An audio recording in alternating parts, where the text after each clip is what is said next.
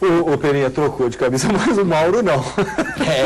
Já que vocês acham que eu estou de vermelho, embora não seja verdade, a sua fase de adolescência para a fase adulta foi complicada como torcedor. E é justamente quando você se interessa mais por futebol e tudo mais. Então, de 69 a 76, o Inter foi octacampeão gaúcho. Como que era isso? Pro torcedor do Grêmio. Eu me droguei muito na vida e isso causa problemas de memória. Eu não me lembro desse período. Eu tenho uma lembrança. Eu me lembro de uns grepais que a gente ganhou com 3 gols do Zequinha. Me lembro que a gente ganhou com 3 gols do Caio Cabeça, aquele anão que meteu 3. Mas eu me lembro muito pouco. Além de tudo, era uma época de regime militar terrível, né? Então são períodos negros na história do Brasil e os dados foram estão todos guardados no DOPS, essas coisas. Eu não tenho muito pouca lembrança dessa época. Como é que você descreveria o jogador Batista? Pois é. O jogador Batista. O jogador Batista me lembra o Bento Manuel. O Bento Manuel foi um general da Guerra dos Farrapos que tocou 4 vezes de lado. Ele era Farroupilha, depois ele era Imperial. Depois ele era Farroupilha, de novo Imperial outra vez. É que nem o Sérgio Moacir Torres Nunes, que foi goleiro do Grêmio, goleiro lá do outro lado, depois treinador. O Tinga agora? Quem? Eu não me lembro. Eu dizia, pô, o Tinga, né? Quem diria, né, cara? E pior é que ele ficou bem de vermelho, isso é que é pior. Combina com vermelho. Com aquelas trancinhas. Pô, Tinga! Eu encontrei ele outro dia. Tinga! Porra, Tinga! Qual é a tua? Desculpa, mas essa época é o seguinte, além de tudo, cara. Essa época é uma excrescência tão grande na história do Rio Grande do Sul que o time que você quer se referir praticava futebol arte no Rio Grande do Sul. Cara, pô, foi tirado dos anais. Ou posto dos anais. Caçapava. Pois é, então, eu encontrei há pouco num programa, numa emissora menor do que a ESPN aqui. Estou brincando, não vou dizer mais. Mas encontrei o grande capitão Dunga, né? A única mácula, qual é a única mácula no passado do Dunga? É ter trajado vermelho. E vocês fazem parte dos caras que batizaram de Era Dunga. Aquela como se fosse... Cara, o Dunga que foi campeão em 94. O Dunga foi campeão sozinho em 94. Sozinho. E por isso que ele levantou a taça. Não precisava nem os outros jogar. Embora essa mácula no passado. O vídeo. Você falou do Maradona, que é um representante do futebol, do futebol arte, mas tem aquela a garra, né? Você descreve o Maradona como aquele cara tatuado, que é diferente do Pelé. O que você acha do Romário? É futebol arte? Pois é, cara. Olha, perguntas sérias e assim, ainda que querem me pegar nas contradições, são horríveis, porque eu sou um cara monolítico, entendeu? Eu não gosto, assim, de... eu gosto do Romário, cara, que horror. Imagina meu irmão vendo isso em casa. Você confessa. Mas eu confesso que eu gosto do Romário, mas primeiro não é futebol plenamente arte. Segundo, pois é, mas daí vai contra outra tese que eu defendo, cara. Posso te ajudar? Pode. Não. Eu gosto do Romário por causa de uma coisa, de um caráter meio sem caráter, assim, no melhor sentido, no sentido macunaímico do sem caráter, entendeu? Eu acho que o Romário, para vocês brasilienses, realmente tem que ser um ídolo total.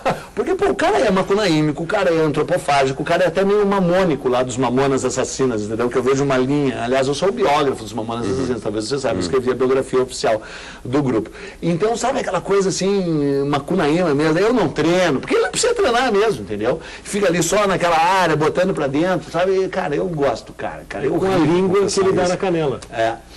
Com a língua ele dá na canela. Com a língua ele dá na canela. Não, e as declarações dele, entendeu? Cara, eu gosto, tem atitude, entendeu? Tem atitude.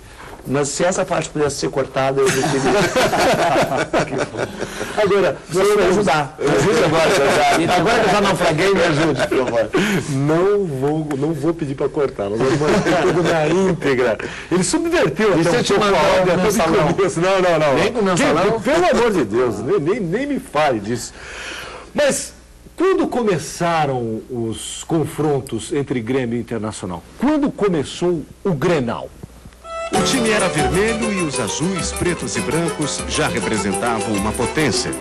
Os fundadores do Internacional achavam o jogo contra o respeitado Grêmio uma boa maneira de divulgar o nome do novo clube. Propuseram um amistoso. Sabe quanto acabou a partida? Grêmio 10, Internacional 0. Não é preciso muita imaginação para entender por que esse foi o primeiro e último Grenal amistoso. Que maravilha, né? O segundo foi 5 e o terceiro foi 10-1, ou seja, os 3 primeiros Grenais foi 25-1. Que maravilha. E você conta também que o jogador do Grêmio que fez, o jogador do Internacional que fez o único gol foi carregado. Claro, exatamente, conseguiu fazer um gol inteiro. Vamos falar um pouquinho desse... Não me venha com provocações. Municipal. Eu queria voltar lá para o começo do programa, quando você falou dessa questão da imprensa do Centrão, da imprensa do Centro. Que você admite, né? Que era assim, né? Que talvez até seja, enfim. E que eu sou da imprensa do Centro. Mas você falou dessa relação da imprensa do Centro com o futebol do Rio Grande do Sul. E agora há pouco você falou que o Internacional dos anos 70, o Municipal dos anos 70, jogava futebol arte. Você acha que naquele tempo, nos anos 70, era diferente? Ou seja, o Grêmio foi mais discriminado pela imprensa do Centro do que o time dos anos 70? Não, incomparavelmente, né? Agora, falando sério, que não é a minha especialidade, né? Eu sou que nem bicheiro, só vale o que está escrito, né? O que eu falo, que ninguém diz assim, eu vi você falando na TV. Falando não vale, né? Agora, sério é esse livro. Era muito, embora se você analisar aquele time, eu não tenho muita paciência de falar daquele time, lá da Beira Lago, dos anos 70. Mas se você analisar aquele time, vocês já citaram alguns nomes aí, que eu não vou repetir, né? Mas primeiro vê quem era a linha de 4 zagueiros, especialmente os 2 laterais, né? Tem algum resquício de futebol arte, mesmo porque o cara ainda tinha um nome maravilhoso, esse eu vou dizer, Vacaria, né? Que maravilha, né, cara? O livro fala, inclusive, da cidade de Vacaria aí, né? Daí, pô, vê os 2 caras na frente da zaga, os 2 verdadeiros, né? Um, inclusive, o Batista já está aqui, e o outro, o Caçapava. O outro não vou nem citar, porque todo mundo sabe que gavião é uma ave muito superior à outra, aquela lá, né? E o jogador mesmo era o Gavião, esse jogava muito. E, pô, então, quer dizer, vocês é que acharam que era futebol arte, não era. Né? Era um futebol de muita força. Eu não me lembro direito daquilo, graças a Deus, eu era criança. Eu tinha 8 anos, 9 anos, 7 anos, 6 anos. E não tinha, infelizmente. Mas daí os times do Grêmio, eu encontrei agora esse livro que é um best-seller, o Almanaque dos anos 80. Né? Esqueci o nome do autor, infelizmente, até se bem que eu estou a fim de dar umas bordoadas nele. Aí eu abri lá, o livro é ótimo, com exceção da parte patética, daí mesmo, patética de futebol. Porque ele tem 3 páginas sobre o Flamengo dos anos 80 e um box sobre o Grêmio dos anos 80, que diz assim, o Grêmio montou um time enjoado nos anos 80, que foi campeão do Brasil, campeão da Libertadores, campeão do mundo, e que espancou aquele Flamengo do futebol, espancou aquele Flamengo mesmo, perdeu um título no Olímpico roubado, vocês devem ter o gol aqui, o gol do Nunes foi irreal, só que o Andrade tira uma bola com a mão de dentro do gol, com aquele Dulcídio Vanderlei Busquila, que o diabo tenha, se é que está vivo, tirou uma bola da mão, com a mão, de lá de dentro do gol. O primeiro jogo foi no Maracanã, você deve lembrar. Eles atacaram o tempo inteiro. O Grêmio deu um contra-ataque e fez um gol gutonho deles. Aí a TV brasiliense gritava, é um absurdo, um time na retranca, barará. Daí o Zico empatou aos 43 e o narrador brasiliense gritava loucamente, os deuses do futebol fizeram isso. Meu, é inacreditável. Aí o jogo foi no Olímpico, o segundo, o Grêmio massacrou, você deve lembrar, massacrou, o Flamengo ficou na retranca total. Honrosamente, eu defendo o recurso da retranca.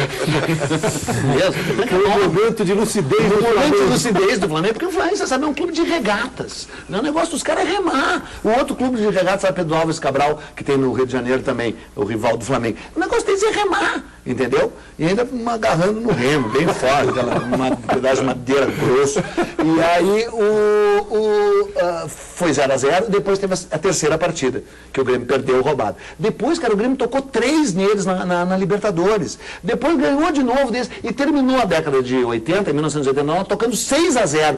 Daí tem lá Flamengo.